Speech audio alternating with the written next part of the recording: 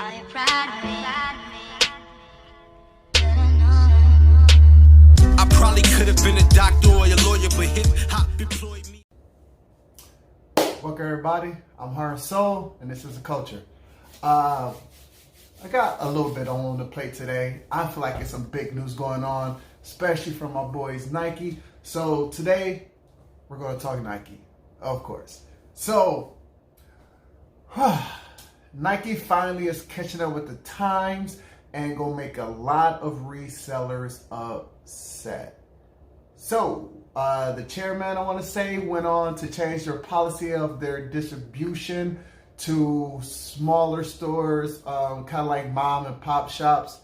And what they want to do is limit, actually they want to get rid of giving their shoes out to these small mom and pop stores. They only keeping them in the bigger chain. Now what that does is all the resellers who give mom and pops an extra $100 on top of the shoe to make sure that every shoe that they obtain goes to these particular resellers, they want to get rid of that. So that means that resellers going to have to find another way to scam their way into getting all of the shoes all at once, because it's really been hurting the culture, like really bad. The Travis Scotts that just came out maybe a week ago or 2 weeks ago, they sold out on the TravisScott.com and on Nike's own sneaker app within minutes. We're talking like 3 minutes sold out every single pair. But when it comes to websites, that's more on bots. I don't know if y'all been with me since the beginning, but my first 3 videos was actually conquering resellers, fakes, and crap, I forgot. It's been a while. But my video actually went over those and how, and bots. Went over how those are actually damaging from everybody, every sneakerhead, whether the bigger name sneakerheads or just the new starter-ups. They can't get these special shoes, because like when it comes to sneakerhead, it's not about how many you have. It's about the quantity of the shoe that you want. Quality, I'm sorry. It's about the quality of the shoe that you want. You know, you go to Walmart and spend $200 and get like 40 pair of shoes. I don't want to say that make you a sneakerhead, but it could, I guess. I mean, I don't have any Travis Scotts in my collection. I don't have any of the Fear of Gods in my collection. I don't have no Yeezys in my collection. I don't really have any collabo shoes in my collection yet, but I still consider myself a sneakerhead, you know, because I'm in the culture. I think it's more what it's about. So if you go to Walmart and buy 40 pair of Walmart shoes, I guess you could still be in the culture as long as you follow the culture. Okay, fine, whatever. But anyway, back on topic. Nike wants to completely get rid of that. They want to get rid of the ability for mom and pop shops to not even undersell, because they're overselling, but to undercut your average consumer. So what they want to do, or what they plan to do, is to put more shoes on their website and more shoes with the bigger name companies, your Finish Lines, your Nike, even your Nike outlets, your Foot Lockers, your Champs. They want to give them more, and at the same time supply themselves with even more, so that way they can reach more people. And a little bit of that stems from the latest Travis Scott release, with them selling out so fast. Well, a fan wrote out to Travis Scott basically saying, I want to get up, but I'll put it up here, basically saying that it's hard to get your shoe for the real fans, and most people who are getting your shoes are not even fans, and it sucks for us. Well, Travis Scott replied. He just simply said, your voice will not go unheard. And I really think that this is Nike supporting who they have under their umbrella. You know, even though Travis Scott has dropped Jordans, he also dropped Nikes, and Nike still owns a part of Jordan. So I think they want to make sure that everybody has the ability to get the shoe. So I think that's a big plus. You know, especially like in December, the breads are coming out. The 11 breads are coming out, and they're going to make it the biggest shoe release in Nike history.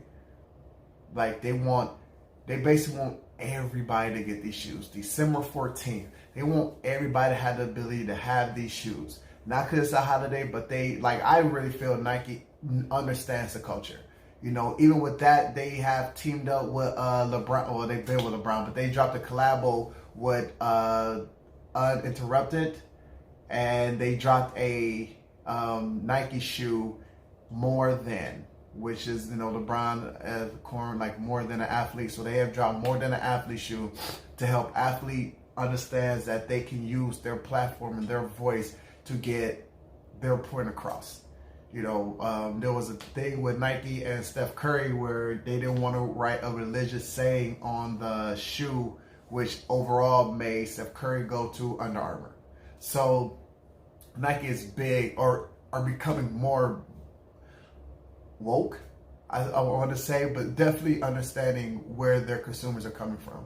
And not only their consumers, but also their athletes that are under their brand as well. They're also redoing the pregnancy policy for their female athletes.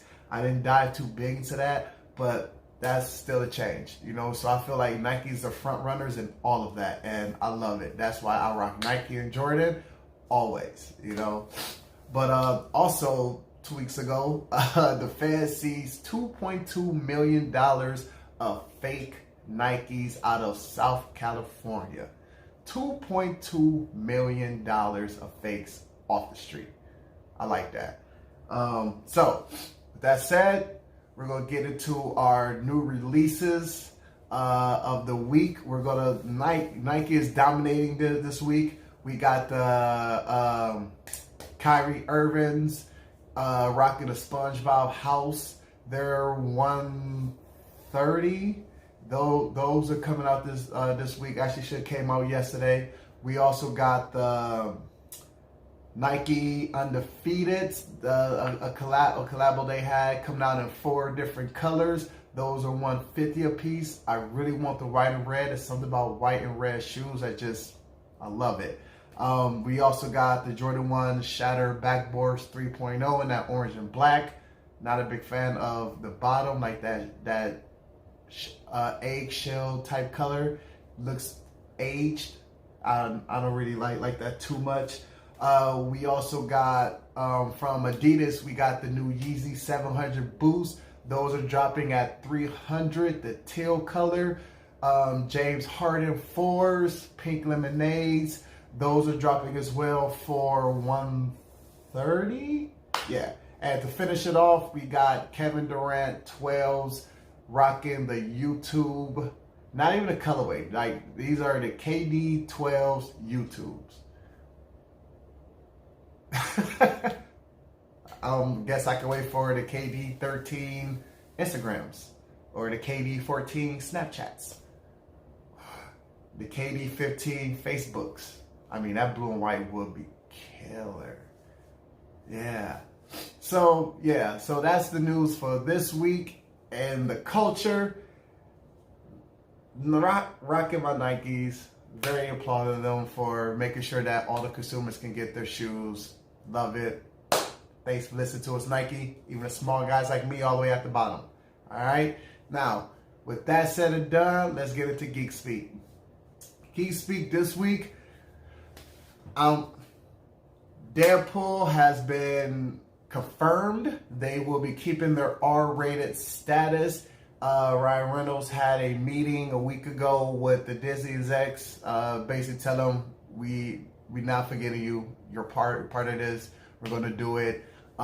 Everybody knows that Doctor Strange 2 is going to be a horror in the horror genre, and there's rumors that in that introduction to the multiverse that's going to have is going to be a darker Marvel. So we're talking Blade, we're talking Moon Knight is. So I think that's where Deadpool is going to find his little niche right in there, which I think is a great idea, especially when changing genres with the superhero films. So that way it's not a cookie cutter process. I like that. You know, I just don't hope they do the rom-com with any of the Marvel characters. That's just doing too much.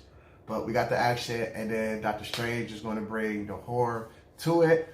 New Mutants were supposed to do that when they was with Fox, but Disney execs watched the movie, realized how bad it was, and scrapped it.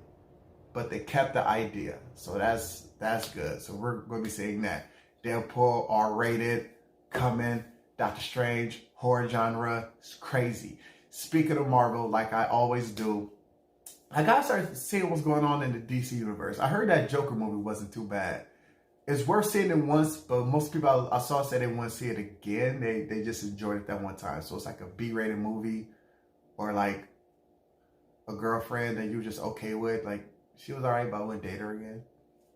So, so yeah, so I might check that out. I'm gonna try to bring in more DC into my, I don't want to say life because I'm not gonna lie to y'all, it's not gonna be my life, but more into this particular videos so we get more. I also want to dig into Image Comics and Dark Horse. I read them both, so I'm definitely going to try to bring it in. So it's not an all Marvel extravaganza. A big thing. All right. So, but also since we are on Marvel, we go pop into Disney Plus app coming in November 12th. Have y'all seen just the shows that they're going to do on their release date? Dude, for one, like if they ever had a Disney anything on it, is there. Like period. It's going to be there. So I love that. I'll definitely be doing that. On every Disney movie, rather from last year to 50, 60 years ago, is going to be on there. Every Disney show, they got the Fox catalogs. There's going to be a lot of that as well. See what else? God, it's just so many good shows. You ever seen a show on there you loved and you forgot that you liked it until like you saw, hey, you can watch it again. It's like, probably won't see him again, but I might. I mean, I probably won't watch him, but I might because it's there. So I might be digging into that as well. Yeah. Also, they're gonna have a deal where it's going to be you could get the Disney Plus app, Hulu, and ESPN for $13 or $14. So look into that. I'm a big NBA Celtic fan, so I will probably get that deal. Get all 3 apps for $14, like or $13. You can't beat that. Gotta have that. Gonna get that. Hope you get it too. All right. So that's my show. See y'all next week or in 2 weeks, depending on my shoe orders, and we'll go from there. I gotta bring my old saying back because it sits with me. Every time a shoe is cleaned properly, a kitten dies. Peace.